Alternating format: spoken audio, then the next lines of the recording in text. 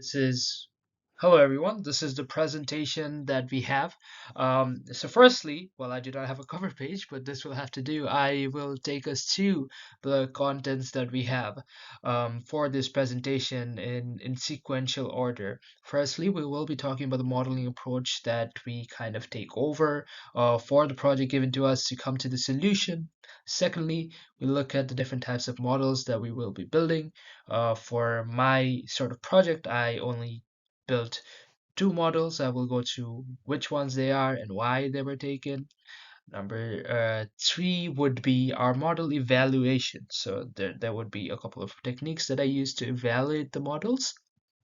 And lastly, but not the least, I would be interpreting the model, which would basically, in a way, be concluding, giving all the conclusions that we kind of discussed to the evaluation, to the building of all the models and their approach, right? So as to not only a summary, but also to give all the conclusions towards the end.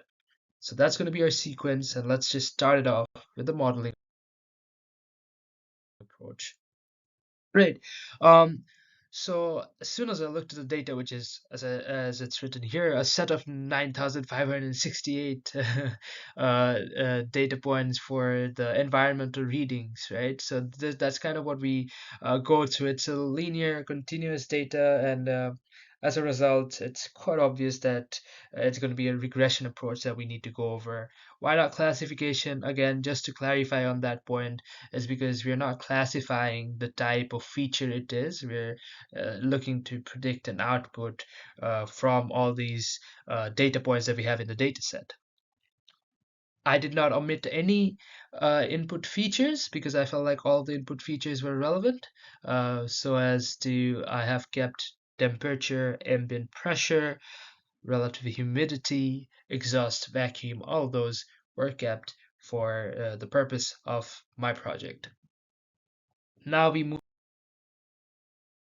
on to the next part, which is model building. So the two models that I chose were linear regression and random forest. Firstly, linear regression, right? Why linear regression? To be very honest, I think it's the first suggestion that came to my mind as soon as I heard, thought about the regression model approach that we're going for, and a very good reason for going with that would be because it's so not only simple but it's highly interpretable. So that's kind of why I took that direction.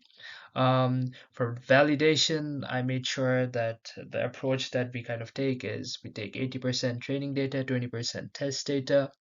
But as I kind of built towards this, it kind of left me with one question. What if there are nonlinear relationships, right? A pretty basic question when you go with linear regression. Um, which is why I chose my next model to be random forest. So it accounts for the nonlinear relationships, and for validation, it kind of was the same 80% training, 20% test.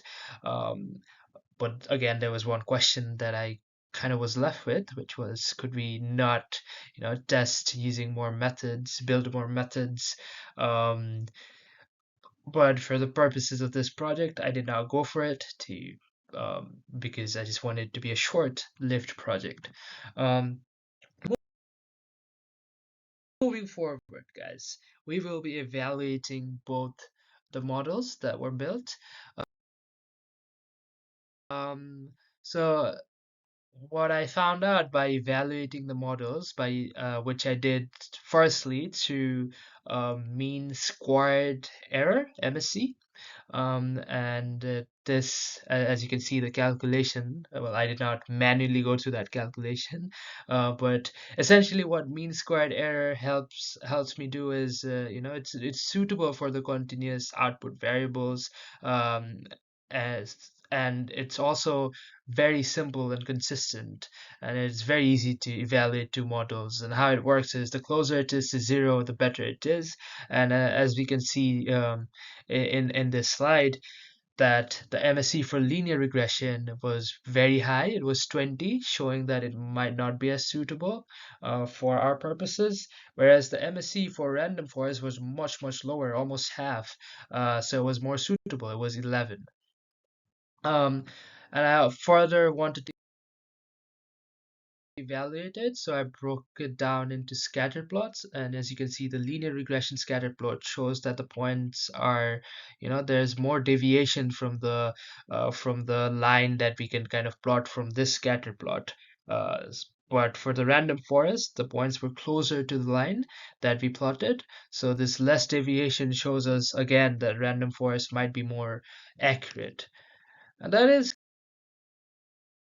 kind of the model interpretation that we have. We realize that random forest is perhaps the most suitable for us. It's more suitable than the linear regression shown by the scatter plot, shown by mean squared error. And this kind of maybe shows us that perhaps all the relationships between features and so on and so forth maybe have a non-linear relationship as well.